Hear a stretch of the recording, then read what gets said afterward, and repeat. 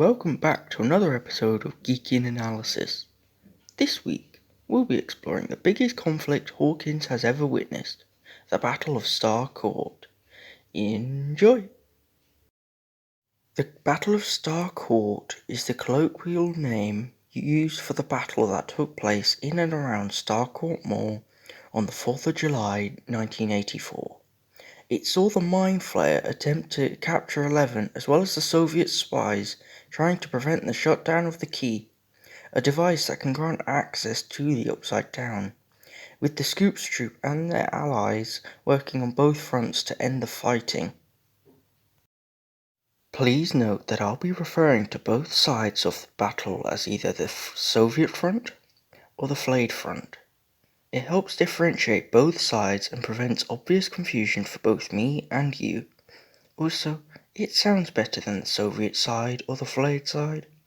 I hope you understand. Also, unlike with my previous two conflict analyses, I've hopefully placed timestamps in the description so you can access each individual section of the analysis, just in case you're looking for something specific. The Russian spies were one of three sides in the conflict, serving as one of two human belligerents in the fight. Led by Hitman Grigori and overseen by Colonel Ozerov, the Russians had infiltrated Hawkins at some point prior to July 1985 and installed a device that could fire enough energy to blast open a rift accessing the Upside Down. This device had been tested the year before in Russia, 1983, but the trial had failed, resulting in the total disintegration of those in the near vicinity of the key. This time round, the Russians had discovered a still healing wound in Hawkins, which was sealed up by 11 in November 1984. This wound connected Hawkins to the Upside Down, which is where the Russians were clearly trying to access for unknown reasons. The only non-human belligerents of the battle was the forces of the Mind Flayer, which had taken a much more maneuverable, fleshy form. A small part of the monster, likely the part that resided in Will the year before, resurfaced on the 28th of June 1985 with the intention of taking revenge on 11. She had cut it, as well as the rest of the Upside Down itself, off from Hawkins and offed its growing Demodog army.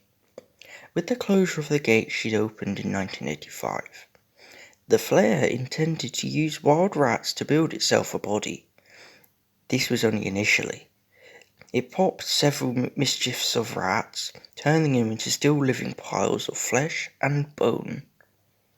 The Mind Flayer, when powerful enough, kidnapped and possessed dozens of people and creating himself an army of humans, known collectively as the Flayed.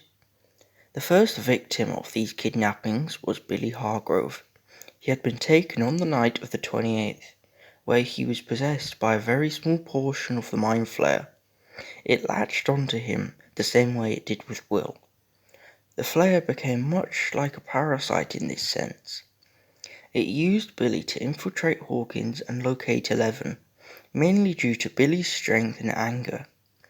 The Mind Flayer's army later included Tom Holloway, the chief editor of the Hawkins Post, and Doris Driscoll, a retired woman who had contacted the Hawkins Post after concerns of witnessing rats feasting on her fertilizer.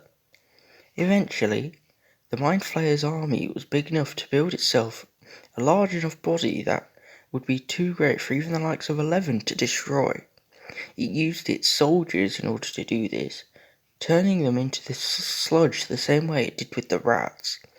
The only one spared was Billy, who would be able to get to 11 without difficulty.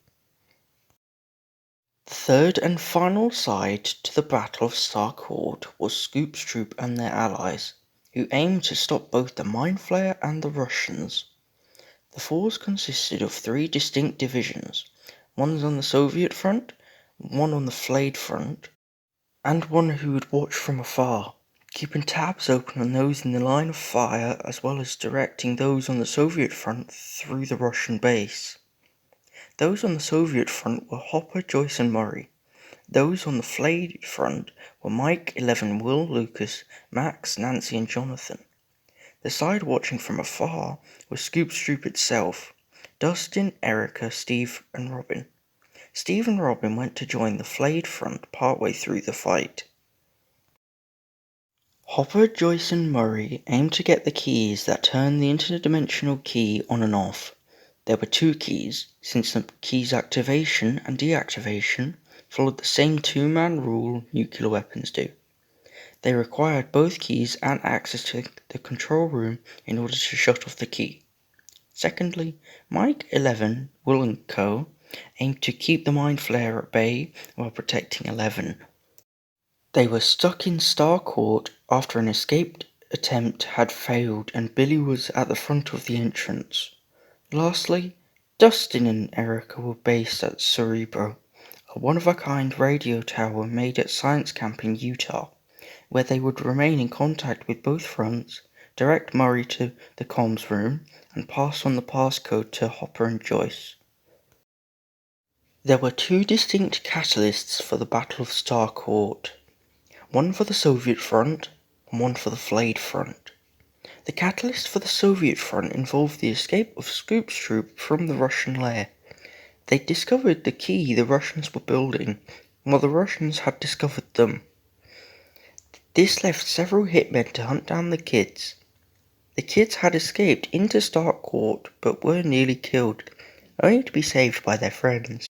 The front saw opening when Dustin revealed to his friends that the Russians were opening the gate to the Upside Down.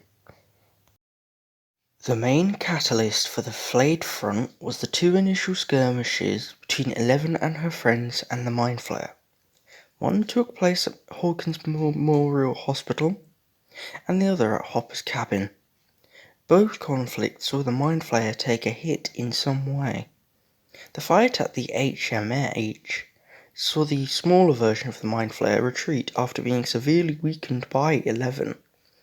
The fight at Hopper's cabin left its jaw torn in half and probably a dozen of its tentacles dead and unattached. However, this was nothing more than a mere wound the Mind Flayer could work around, as its jaw would heal up and the tentacles were expendable. The Soviet front saw Hopper, Joyce and Murray infiltrate the underground Russian lab, which would be accessed via a lift in the delivery depot at the rear of Starcourt Mall and was located a few miles beyond the shopping centre. There, directed by Scoops troopers Dustin and Erica, they would shut the comms in the facility, stealing both keys and shut down the key. Murray took to the ventilation system in order to reach the comms room, while Hopper and Joyce took to the corridors, sporting Russian soldier uniforms, to reach the room containing the safe with the keys. They reached their destinations. Murray shut the Russian comms off while Hopper and Joyce input the passcode, which was Planck's constant. Murray thought he knew it, but he didn't. The last resort was for Dustin to contact his genius girlfriend Susie. She knew it off the back of her tongue. Unfortunately, however, she would only cooperate if Dustin sang a never-ending story with her. They did. She provided the number as 6.626070004. That was the correct passcode. Hopper and Joyce had the keys. Now, they were headed to the control room while there was panic in the base, since the Russians had discovered Americans in the facility. Murray barricaded himself inside the comms room while Hopper and Joyce continued for the control room. They reached, inserting both keys, but were interrupted by Grigori one final time. Hopper and Grigori fought each other. The fight took them into the room with the key. Joyce was trying to have both keys ready to be turned. She used her belt to reach the other one. After some complications with the key, which was damaged, Hopper was trapped on the other side. He couldn't get back to Joyce, who had no choice but to destroy the key. It blew up completely, leaving Hopper presumably dead. There was no corpse to confirm this, though. Murray and Joyce had to make a swift exit as the remainder of the Soviet spies were in pursuit of them, just a few minutes before the US military took full control of the facility and had it shut down completely. Fighting on the flayed front was Mike, 11, Will, Lucas, Max, Nancy and Jonathan, with Steve and Robin becoming players here later, against the dual force of the Mind Flayer and Billy, who was still flayed. The fight began with the Mind Flayer crashing into the congregation of the kids at the direct centre of Starcourt. It had full control of the shopping centre, with Billy outside the complex. Initially, they were divided into two sides. On the opposite two sides of the ground floor, 11, Mike and Max were on one side. Lucas, Will, Nancy and Jonathan were on the other.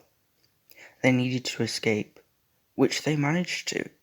Lucas distracted the monster and let their friends escape.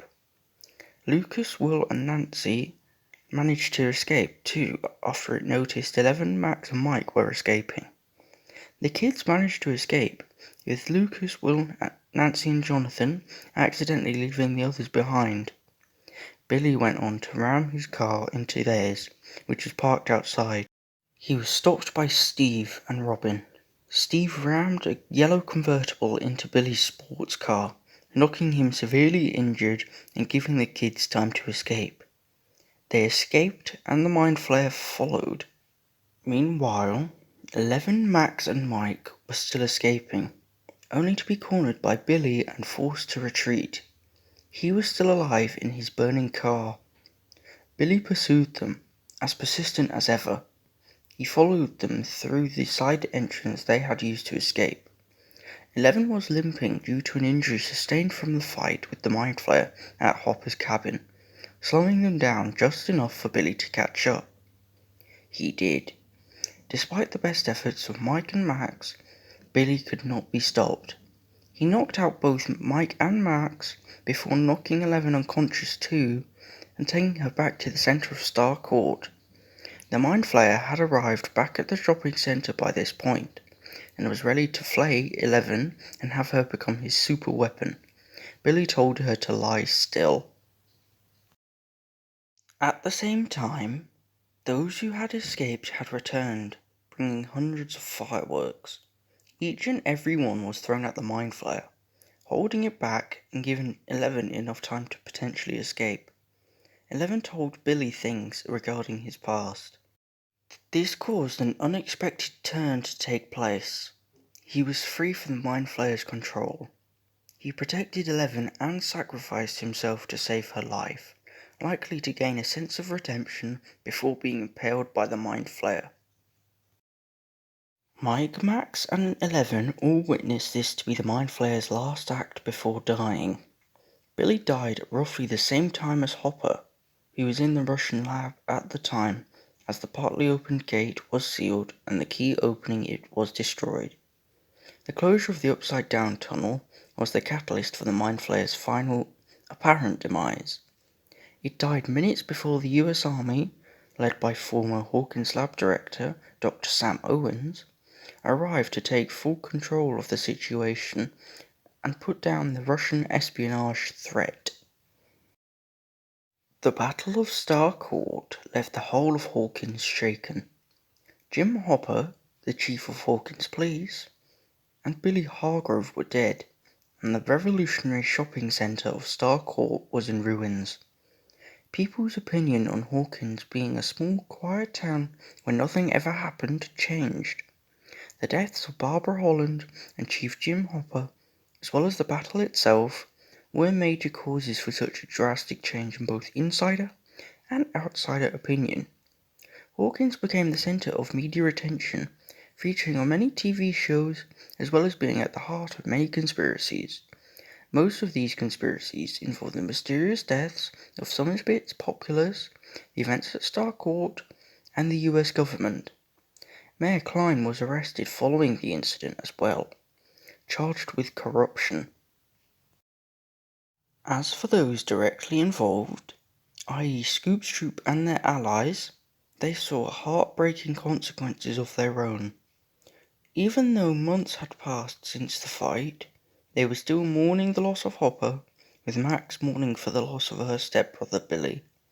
11 had lost her powers for reasons unknown, and even after a few months, there was no sign of their return. At the same time, she joined the Byers family as they moved away from Hawkins, with Joyce motivated by the events that had conspired over the past few years. Well, that's it for this week. On that note then, I hope you enjoyed this week's video, and if you did, make sure to like and share the video, as well as subscribe and ring the bell so you don't miss a video. It means a lot and helps the channel. I'm on Instagram and Twitter. The links to both will be in the description. I hope to see you next week, but until then, bye!